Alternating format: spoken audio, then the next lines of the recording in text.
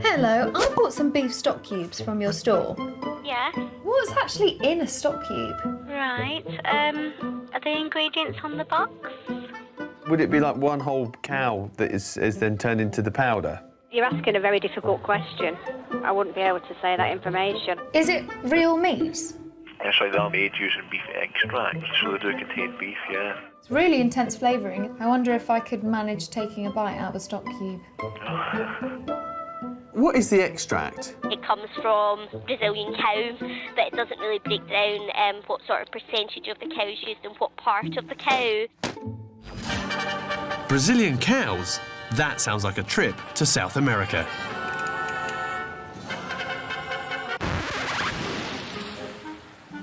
But before I catch my flight, I want to test the amount of cow in a stock cube compared to that to my homemade stock cooked by boiling bones. Right, got the stock. All I need now is Jane. Flavour scientist Dr. Jane Parker from the University of Reading knows a test that can help.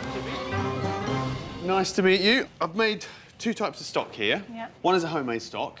Then I made another stock using stock cubes. Which one do you think contains more beefiness? Well, I reckon if we look at the protein content, we'll get an idea, a rough idea, of how much beef's in there. Let's get a bit sort of CSI stock cube then, shall we?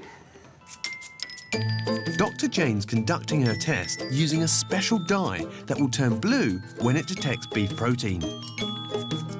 So if we add 100 microlitres of your stock, shoot that in there. It's going a bit blue. If you compare that to the control, the blank, so that's a big colour change. And that dark blue is indicating that there's protein present. But let's move on. Let's do the stock cube. Stop. OK, give it a shake. What should happen is it should go blue, but it hasn't. If you compare that one to the control, there's very little difference there, which is strange. So are you saying that in my homemade stock there's more protein, more beefiness then, than the stock cube?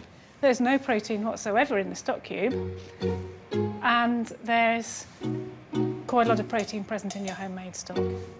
Now, that's something I wasn't expecting. Does this mean there's no actual cow in my stock cubes? And if so, what's this mysterious beef extract actually made of?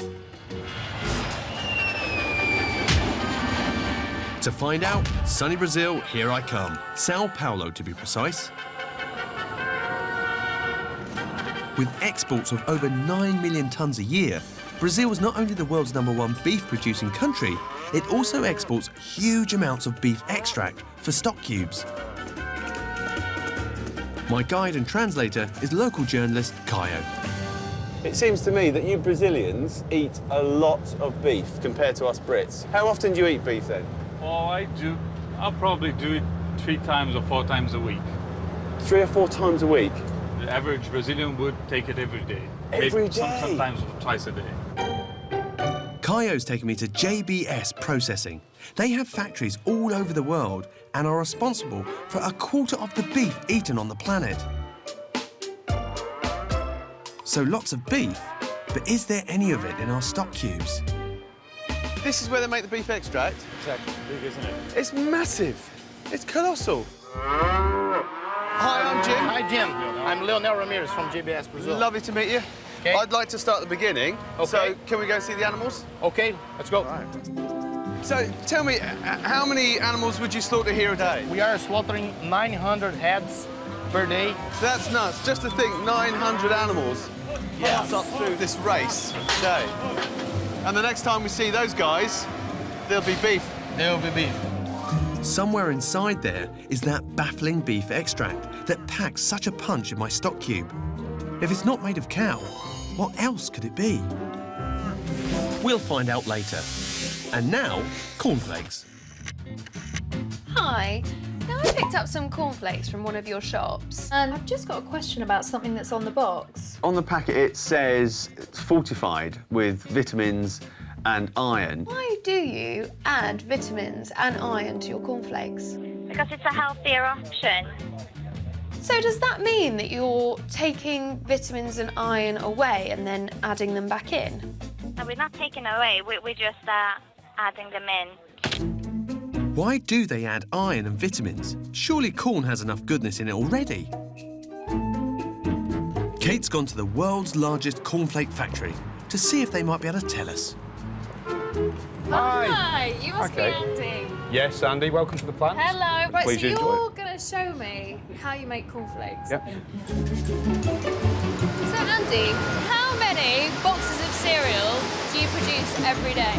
On average, 750,000 packets of cereal. That is a phenomenal amount of cereal. What is a cornflake made of? But its base ingredient is something similar to what you'd see as a sweet corn on the cob. So if I took one of these off like this, could I make a cornflake from that? Yeah, the base raw material is absolutely what you've got in your hand. Everything bar the germ. So you remove the germ? Yes. Yeah. Why is that? I don't know the reasons for doing it. It turns out the wheat germ, the most nutritious part of the kernel, is removed because the oils they contain would make the flakes go rancid in the box. The outer husk is also removed, leaving just corn grits. So what happens first? Well, what you see in front of you there is a large pressure cooker. It's where we cook the corn grits for approximately 2 hours. Essentially at that point we add some of the vitamins to fortify the cornflake. That's a word I suppose I see on lots of cereal packets, fortified with vitamins or fortified with iron. What does that mean? Because we've taken out the germ, where a lot of the nutrients are within the corn grit, we can add that back into the corn through our process. I guess it's no different to where people take a dietary supplement, so vitamin C or D. So you've fortified it with vitamins and there's some other special ingredients in there? That's part of the secret ingredients. I would tell you if I knew what they were. Okay. It's that secret, they don't even tell me. The grits are then dried, rolled into flakes and toasted. Do you put iron in at this stage as well? That's the dietary iron that's added in the corn cookies, yeah. And that's the mix that goes in with the vitamins and everything else? Yep. I know iron is essential for a healthy body. It's the thing that carries oxygen through our bloodstream. But what exactly is it? And what does it look like? Andy, is it possible to? You know, we saw the iron. Could we get a little shot of the iron? Sorry? Could we look at, you know, we saw the iron that was going in. Can we see that? No, I don't think we'll film the iron. I can take you through the corn process, but that's pretty much all I can do. I just wanted to have a look at it. My concern would be that a consumer would look at that and say, I don't know that's what it looked like. Oh, right, yeah. Fair enough. Unfortunately, we're not going to see the iron they put in our cornflakes here. Thank you so much for showing me how you make cornflakes. Pleasure.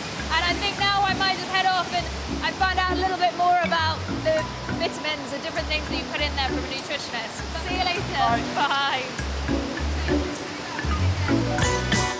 We've said goodbye to Andy, but we'll be catching up with Kate later. But first, Matt's in a muddle. It doesn't come in chunks, but simply in slices, on burgers, in sandwiches, or even straight out of the fridge. It's just cheese, right? It's just cheese that's been sliced and packaged. Well, yeah, it's just the normal cheese, you know, them American cheese sliced on burgers, but it's actual cheese as opposed to processed. Really? So it's just kind of like cheese for lazy people? Probably processed, maybe a bit more, I don't know, I'm not sure. It doesn't look or even feel like the real thing. So how much cheese is there in processed cheese? Hello, mate. Hello, sir. How are you? Very good indeed. Good. Listen, I got a little question for you. I want to find out the difference between a cheese slice and a block of cheddar. What do you use? Cheese slices. OK, can I come and have a look? Yeah, please do. Come round. It's all right, it's nice and warm in here. Right, so I got a block of cheddar here. Yep. Can I stick it on a burger? Yes, sir. And then we'll stick some of your cheese on there. So how long will it take to melt this? 1 minute. So what's happening here? This one looks like it's melting already. Yeah, cheese slice is melting quicker and evenly. Yeah. But as you can see, the cheddar is still like rock hard. This stuff is really weird. It doesn't even behave like cheese. So just how cheesy is it? Matt's gone to the Reese Heath Food Research Centre in Cheshire to find out. Hello, I'm Marion.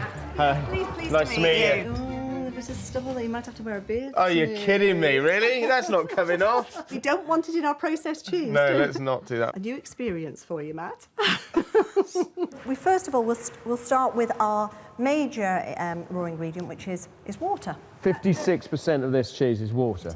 The next big ingredient is vegetable oil. Marion's making 10 kilos of the stuff, which requires 2 litres of vegetable oil. Right, so what's the next ingredient? Got some sodium casein, potato starch, emulsifying salt. Well, there's loads of ingredients going in. Whey powder. But where's the cheese? Beta carotene. Salt. That could be it. But there's not much of it. Let's start mixing it. So now we've got cheese. We've got... No, we haven't got cheese. No, we haven't. Regardless of the amount of cheese, once vegetable oil has been added, it can't legally be called cheese.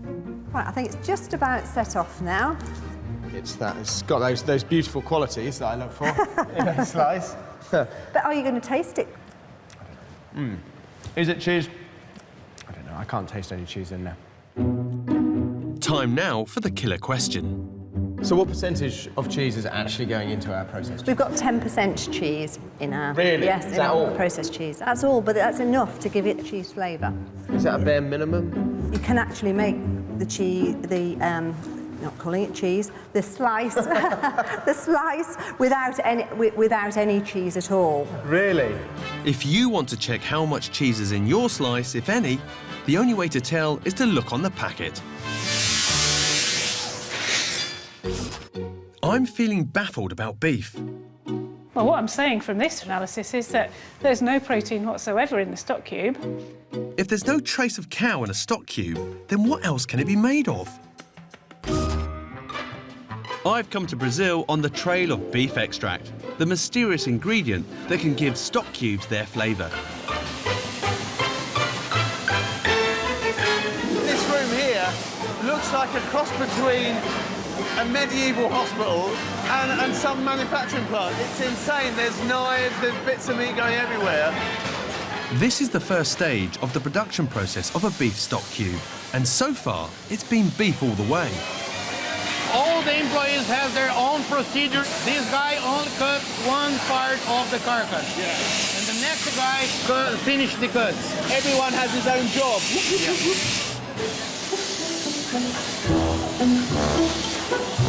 Look at that. The workers dice, slice and strip the bones of the meat. The trimmings go one way and the bones go another. I wonder where they boil them up to make the stock. So what's all this stuff here? Oh, this is a trimming that we use to produce canned beef. But the thing I'm interested in is the beef extract. Okay, let's go. We take the trimmings and we grind here, and after this raw material is going to the next room for cooking. Hold on, where are all the bones? All I can see is boiling meat. Is this like a beef waterfall? Yeah. What is that product? This is cornflake. That's what my dad used to have on his sandwiches. They take the beef offcuts and make corned beef with it. Ah, look. My very own spare corned beef key. The byproduct of our beloved corned beef is the juice. This is our raw material that we use for production of beef extract. Once the beef is boiled, there are pipes that carry away the beef juice, and they all lead here. So here we are, this is the point. Yeah, finally, welcome to the home of beef juice. We've reached the part of the factory where the beef extract begins. The beef juice comes from the pipe to the tank. Yeah. And this tank starts heating. The juice starts heating. I thought you'd be boiling up all the beef bones. The juice comes only from the beef, not from the bone. So I was wrong. Only meat is used to make beef extract. In this room, the juice is boiled over and over to reduce and concentrate the liquid. Change colour, it's brown. Looks like beer. As the process continues, the juice gets thicker and thicker. This juice has 65% of concentration of solid. Salty, strong. That's a concentrated cow. After 8 hours of boiling, this tub of beef concentrate will be used to put the beef into some beef stock cubes.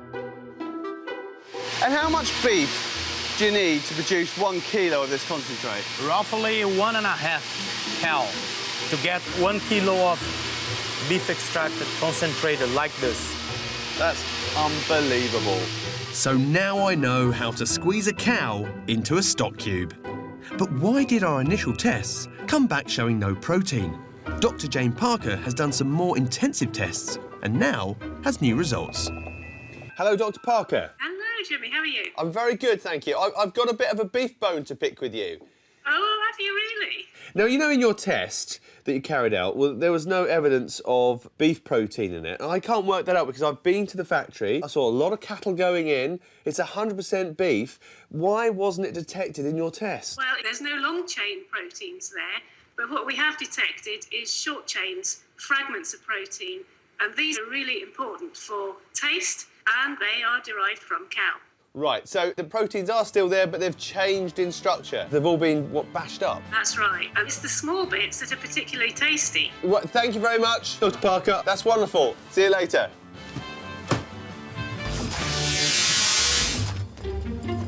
Kate's on her way to a nutritionist to try and find out why they add vitamins and iron to cereals. Hi. Hi, you must be Claire. Yeah. Kate, how are you doing? Good. So I'm here to find out all about cornflakes. I'm still a little unclear on exactly what goes into a cornflake. Well, they start with literally the corn kernels, which are then almost peeled to remove all of this outer coating. That's a really good bit because it's really high in fibre, which is great for the digestive system and so on. It's also got B vitamins in, which help us to digest carbohydrate and things like that. And that unfortunately doesn't make it into the final flake. That doesn't make it into the final flake, no. What also gets removed, there's a tiny little piece in here called the germ. That's like the nutrient powerhouse of the grain kernel. So what is in there? Essential fats like omega-3s and omega-6s, B vitamins. So that's discarded. Yeah, and you're left with this sort of really pulpy bit in the middle, which is really just starch, which is carbohydrate, really. So why remove these parts of the corn? Well, the oils they contain would make the cereals go rancid.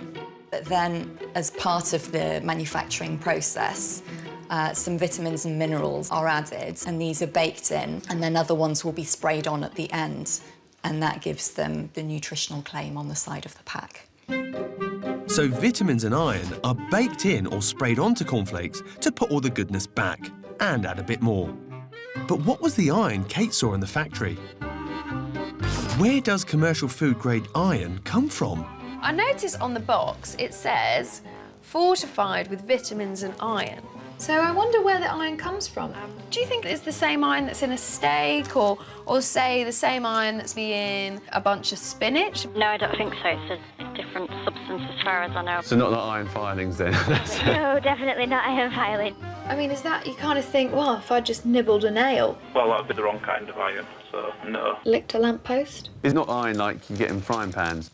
No, I don't think it'd be something like that. So, Claire, you said that they put vitamins and iron into the cornflake. What form does the iron come in? Because, I mean, I'm looking at this cornflake now thinking, is there any iron in there? It's actually powdered metal that you find in a cornflake. So, literally, the metallic iron will be powdered and added in. If something's made of iron, then you can pick it up with a magnet.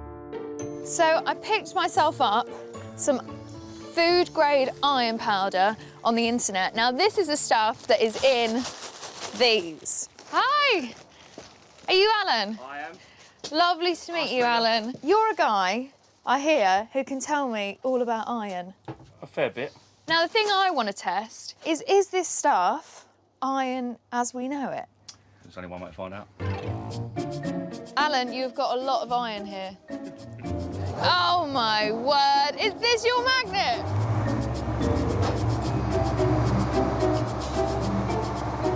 Is it gonna work? Is it gonna work? Is it gonna work?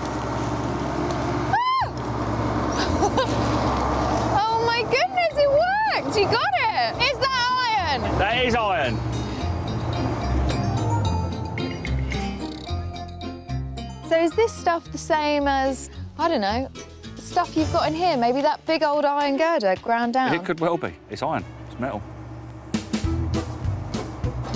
But how much iron is in a bag of cornflakes? Surely not enough for what Kate has in mind.